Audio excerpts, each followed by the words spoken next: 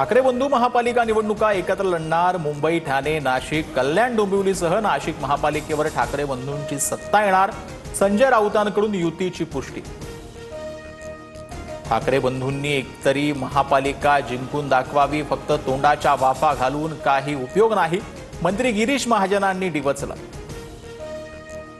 दिवाळीत सर्वसामान्यांना मोठं गिफ्ट। केंद्र सरकार लवकरच 12 आणि 28% जीएसटी दर कमी करणार। पंतप्रधान मोदींची घोषणा। जीएसटीचे नवे दर 5 आणि 18% करण्यात येणार। कल्याण डोंबिवली महापालिकेसमोर काँग्रेसचं आंदोलन। पालिकेच्या मुख्यालयासमोर कोंबड्या हातात घेऊन निदर्शनं। पोलिसांकडून कार्यकर्त्यांची धरपकड। मांसबंदीच्या निर्णयाविरोधात विरोधकांची चिकन मटन पार्टी। एमआयएमचे इम्तियाज जलील आणि शरद पवारांच्या राष्ट्रवादीचे आमदार जितेंद्र आव्हाडांचा मांसाहारावरती ताप। लाईटचे खांब उभे करताना काही शहाण्यांनी नट बोल्ट चोरून नेले, त्या चोरट्यांवरती मकोका लावा, सोडू नका। उपमुख्यमंत्री अजित पवार संतापले। कोकणातील नेत्यांकडून दादांचा पक्ष हायजॅक। रोहित पवारांची सुनील तटकरेंवर टीका, तर रोहित पवारांच्या बालिश वक्तव्याची मी दखल घेत नाही, त्यांनी स्वतःच्या पक्षातील कुरघोडी बघाव्यात, तटकरेंचं प्रत्युत्तर।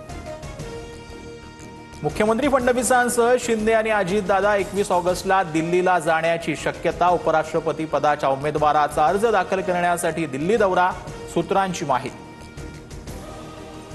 वाळू चोरणाऱ्यांचे हात तोडले पाहिजेत, अनधिकृत वाळू उपशावरती कारवाई होणार, मंत्री नितेश राणेंचा इशारा।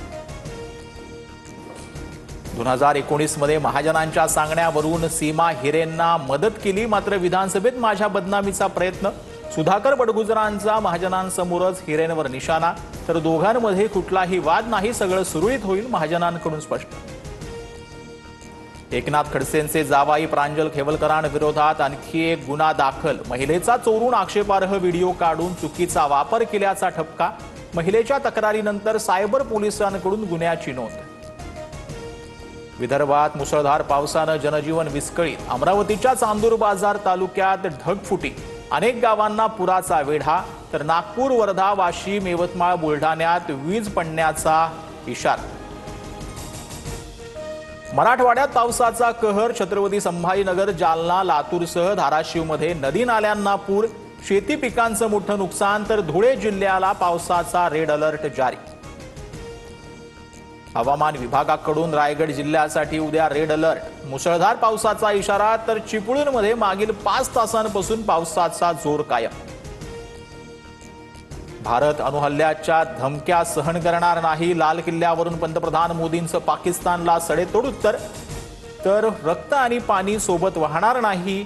सिंधू नदी करारावरूनही मोदींचा थेट इशारा। जम्मूच्या किश्तवाडमधील ढगफुटीनंतरचा भीषण व्हिडिओ समोर। दुर्घटनेत आतापर्यंत 50हून अधिक नागरिकांचा मृत्यू, तर 120 जणांना वाचवण्यात यश। भूस्खलनामुळे 396 रस्ते बंद, अनेक घरही वाहून गेली।